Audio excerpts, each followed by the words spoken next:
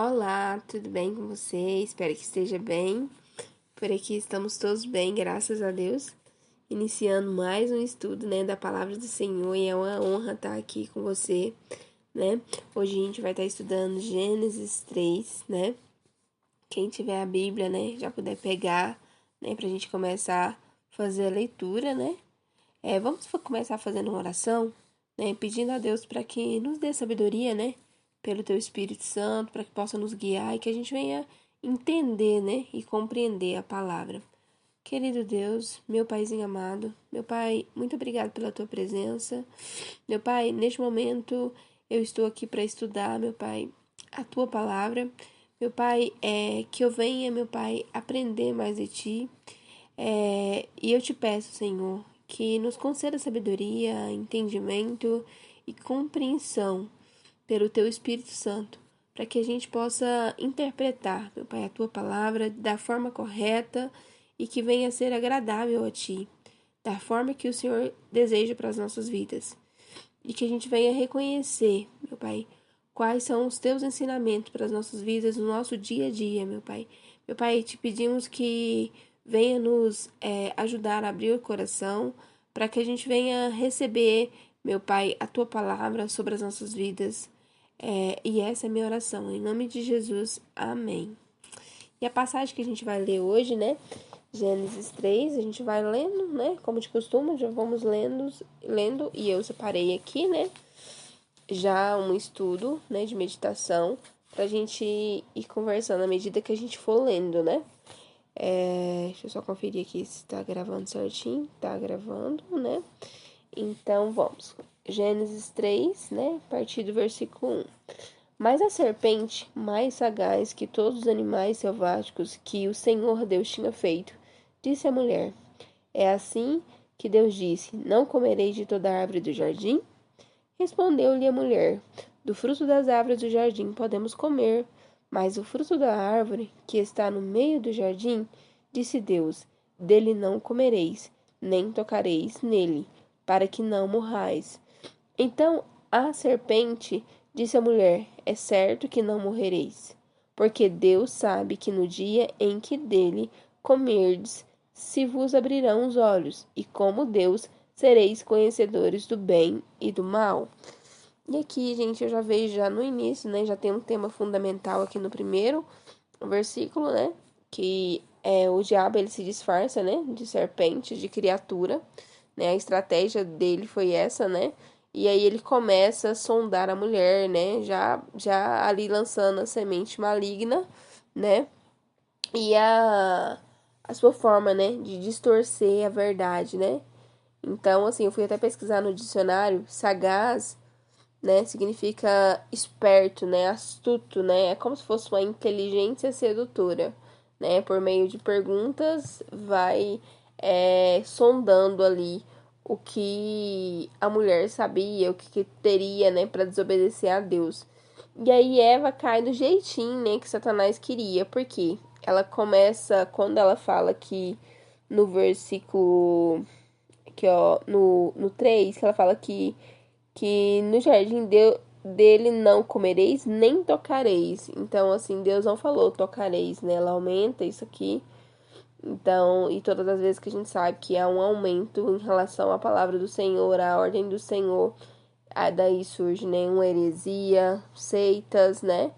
Então, ela acrescenta algo que Deus não havia falado, né? Então, Satanás, quando ele inicia a conversa, né, duvidando de Deus, a gente vê outro tema fundamental aqui, que é a verdade, mas aqui no caso é a ausência da verdade, né? Porque distorce totalmente, né? Vai totalmente ao contrário do que Deus realmente falou, né? Ele fala que, aqui no 5, né? Porque Deus sabe que no dia em que dele comerdes, se vos abrirão os olhos, e como Deus sereis conhecedores do bem e do mal. Então, assim, aqui eu vejo a tentação, né, de querer ser como Deus, né? E nos lembra, né, de Lúcifer, né? Quando ele caiu lá com a terceira parte dos anjos, né? Então é a mesma tentação, né? E aqui de querer ser como Deus, né? Adão e Eva caem na mesma, né, tentação, né, de agir, né, da maneira deles e não da maneira que Deus havia ordenado, né? E vamos ler aqui o 6. Parei no 5, né? 6. Vendo a mulher que a árvore era boa para se comer, agradável aos olhos, e a árvore desejável para dar entendimento, tomou-lhe do fruto e comeu, e deu também ao marido, e ele comeu. Abriram-se então os olhos de ambos, e percebendo que estavam nus, coseram folhas de figueira, e fizeram cintas para si. Quando ouviram a voz do Senhor Deus, que andava no jardim, pela viração do dia, esconderam-se da presença de Deus, o homem e a mulher, por entre as árvores do jardim. Aqui, gente, eles cometem, né, o pecado alimentar, né? E aí eu lembro, quer ver? Vou até abrir aqui. Quando Jesus ele foi conduzido ao deserto, né? Qual que é a primeira coisa que Satanás tenta ele, né? Aqui, ó, é Mateus 4, versículo 3, fala assim, ó. Então o tentador, aproximando-se, lhe disse, se és filho de Deus, manda que essas pedras se transformem em pães. Jesus, respondeu, está escrito, não só de pão viverá o homem, mas de toda palavra que procede da boca de Deus, né? Então aqui o diabo, ele tenta Jesus, né? Que eu vejo o pecado alimentar. Eu nunca tinha parado para refletir, né, sobre essa tentação, né, que tem a ver, né, com pecado alimentar, né, com ser desejável, né, ao estômago. Eu também separei aqui um versículo que eu acho que casa muito bem, né, com o que a gente leu aqui, né, é 1 João 2, do 15 ao 17, fala assim, ó, não ameis o mundo, nem as coisas que há no mundo, se alguém amar o mundo, o amor do Pai não está nele.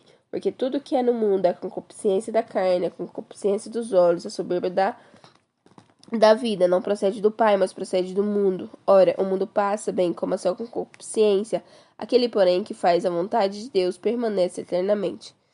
E aqui eu vejo, né, que quando ela viu o fruto proibido, né, da árvore do conhecimento, o fruto parecia, né, aqui fala que era bom para comer, né, foi desejável aos olhos. Então, o bom para comer entra aqui sobre a concupiscência da carne, né, desejar com a carne.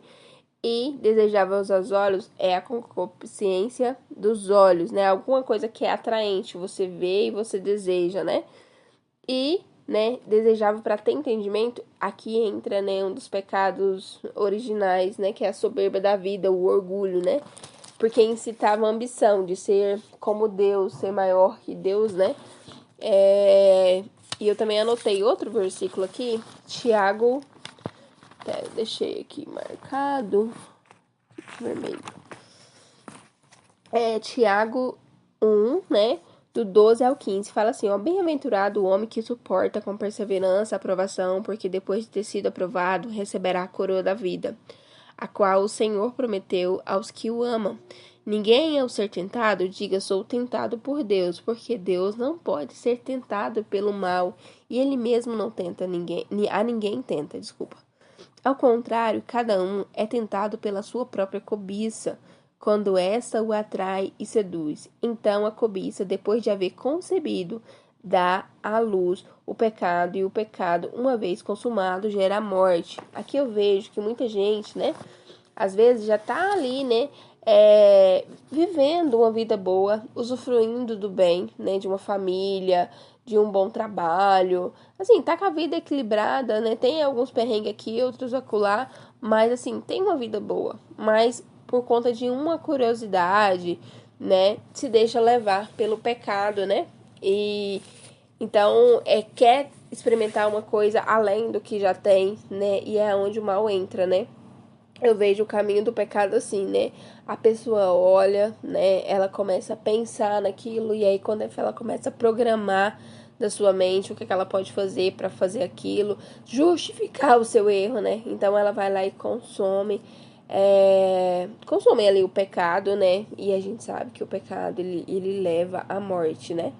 Então, outra coisa aqui interessante também que eu acho legal de comentar é que eu acho, assim, na minha opinião, que Adão e Eva, eles tinham ali uma noção entre o bem e o mal, sabe? Ele sabia, né?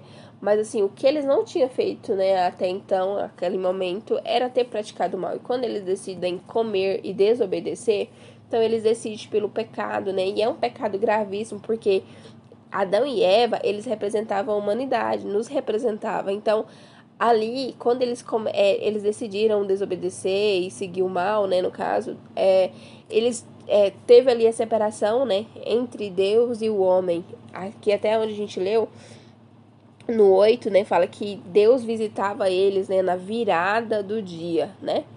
Então, Deus visita eles, e o que eles fazem? Eles escondem de Deus, né? Então, Deus fez o homem para quê? Para ter um relacionamento com eles, né? E eu acredito que quando Deus chega lá, que ele começa a chamar eles, né? Começa a chamar Adão e ele se esconde. Deus, ele sabia do que havia acontecido, porque ele é onisciente, ele é onipresente, né? E eu vejo, assim, uma coisa, assim, para nosso dia a dia, né?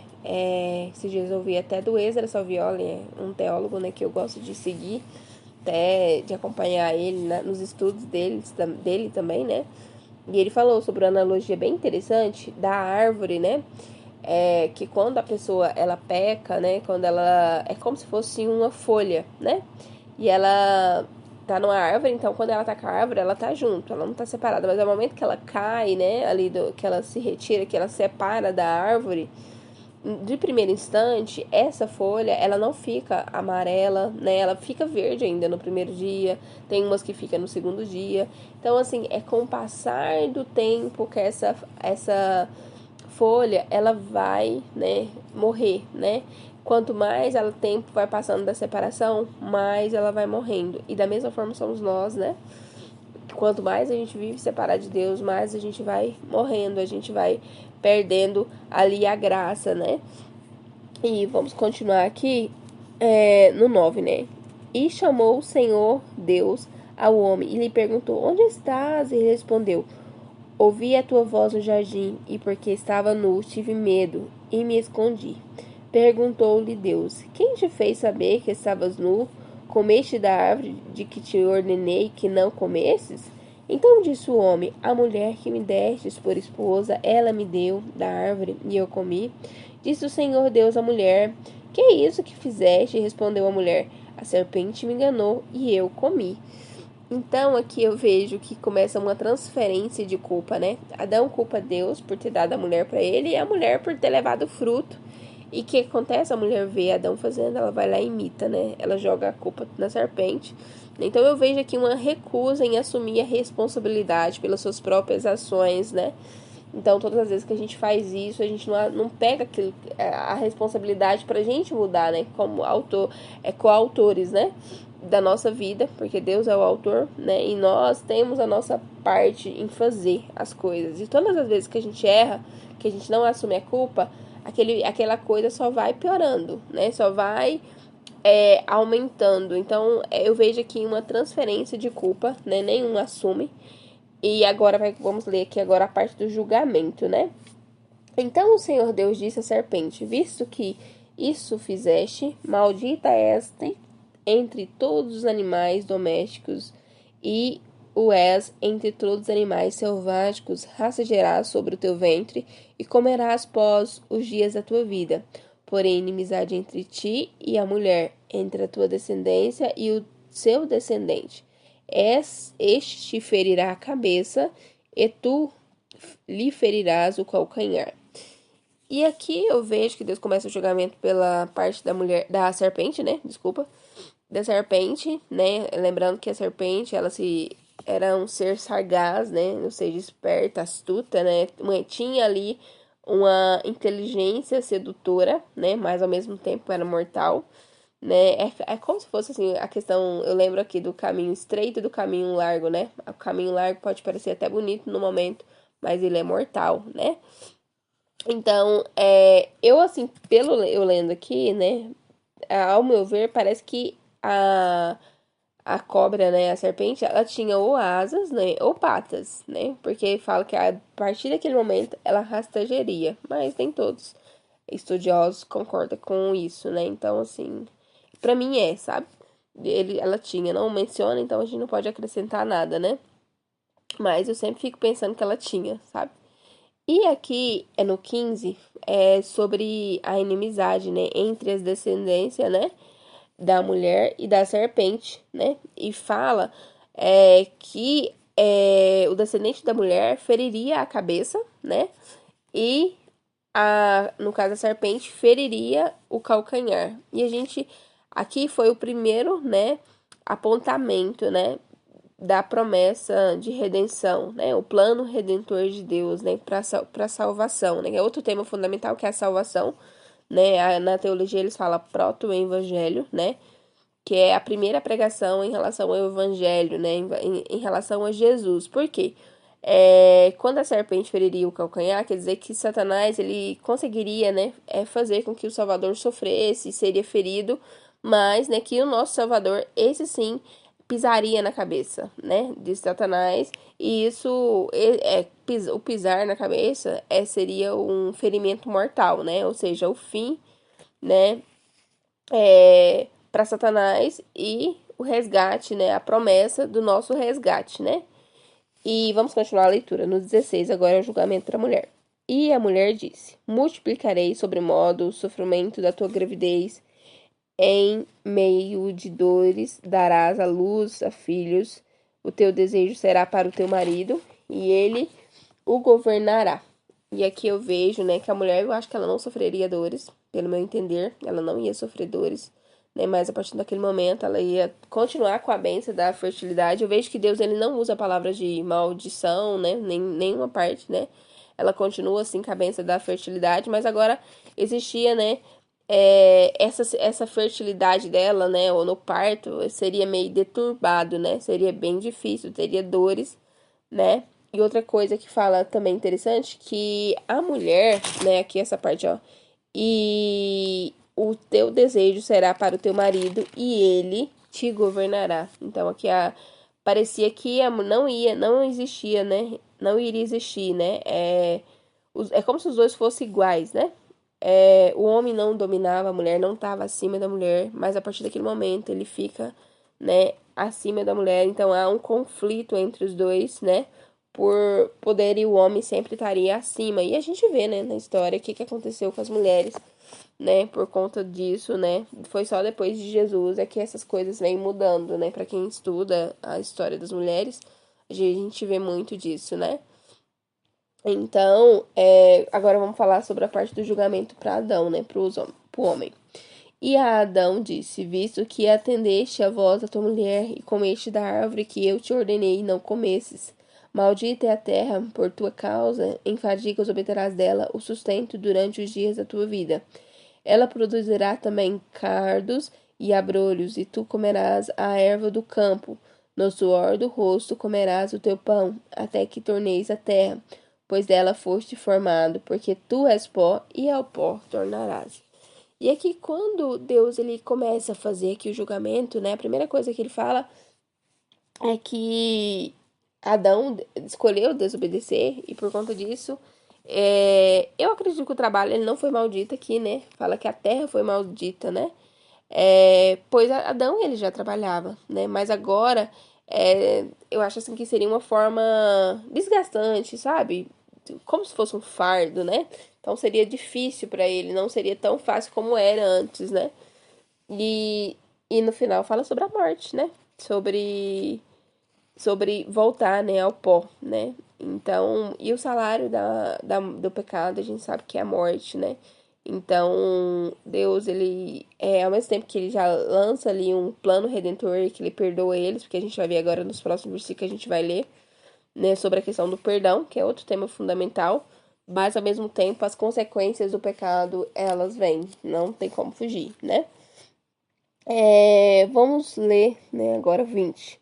E deu o homem o nome de Eva, a sua mulher, por ser mãe de todos os seres humanos. Fez o Senhor Deus vestimenta de peles para Adão e sua mulher e os vestiu. E aqui eu vejo a questão do perdão, né? Então houve um sacrifício, né? Fala que foi vestimenta de peles. Então houve um sacrifício de animal, né? Para encobrir, né? A vergonha do homem, né? Que é o pecado. E a gente vê, né, que no Antigo Testamento, acho que é em Levítico mesmo, a gente vê, né, o que que precisava, né, para ter um perdão, né, um sumo sacerdote para ter o perdão de Deus. E esse perdão, gente, não era pecados, a maioria das vezes era pecados intencionais, né, era cometidos por ignorância, algum erro assim que acontecia. Então, assim, o sumo sacerdote, ele tinha que sacrificar um novilho, né? Uma pessoa comum, assim, que tivesse uma condição de vida melhorzinha, ela teria que dar uma cabra, um cordeiro, um líder é um bode. Assim, você tem que ler lá certinho, eu até anotei aqui. As pessoas que eram pobres, por conta de ser pobre, elas tinham que matar pombas, rolinhas, né? Então, assim, é interessante a gente estudar pra gente conhecer por que que isso acontecia, né? E aqui, quando Deus faz as roupas pra eles de pele de animal, quer dizer que houve um sacrifício de animal, né, pra ter ali esse perdão, né? Então, vamos ler o 22 ao 24 agora.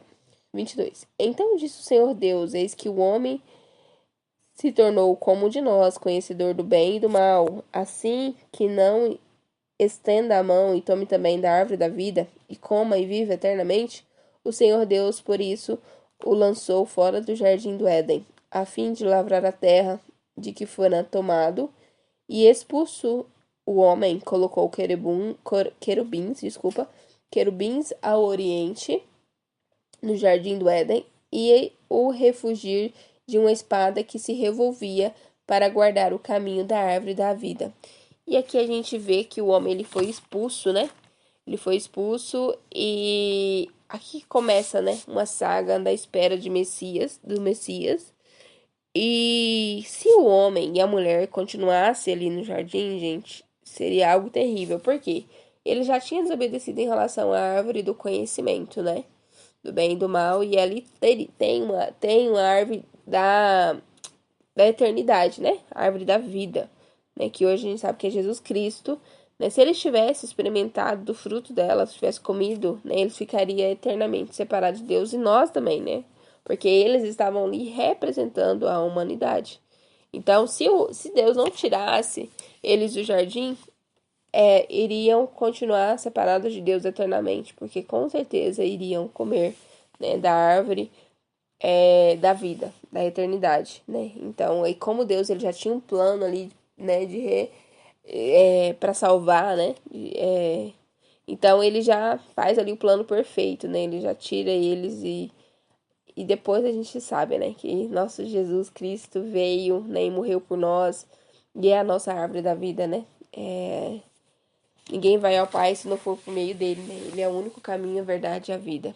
E é isso, né? Esse foi o nosso estudo, né? Espero que o Senhor possa abençoar a sua vida, né? Que hoje a gente possa, assim, se adentrar a Deus e pedir para ajuda para que a gente possa continuar a nossa vida de uma forma que honra o Senhor aqui, né? Que a gente venha praticar a palavra, que a gente venha pedir perdão pelos nossos pecados e quando a gente não tiver consciência deles, que a gente venha orar para que a gente venha ter a consciência e a partir do momento que a gente tiver a consciência do que a gente cometeu de errado, a gente pedir perdão e não cometer mais, né? E sempre viver a verdade, né? O máximo que a gente puder viver no caminho certo, no caminho estreito, né? Que é o que agrada ao Senhor, né? Obedecer os seus mandamentos, os seus princípios, né? E também tomar muito cuidado com as estratégias malignas, né? De Satanás, que ele vem, né? Com um sapatinho de algodão e não é de uma vez, é de um pouquinho em pouquinho que ele vai fazendo. E aí, por muitas das vezes, se deixa levar pela curiosidade, é onde acaba cometendo mal e o salário do pecado, ele é a morte, né? Então não tem como fugir. E é isso, muito obrigada, até a próxima.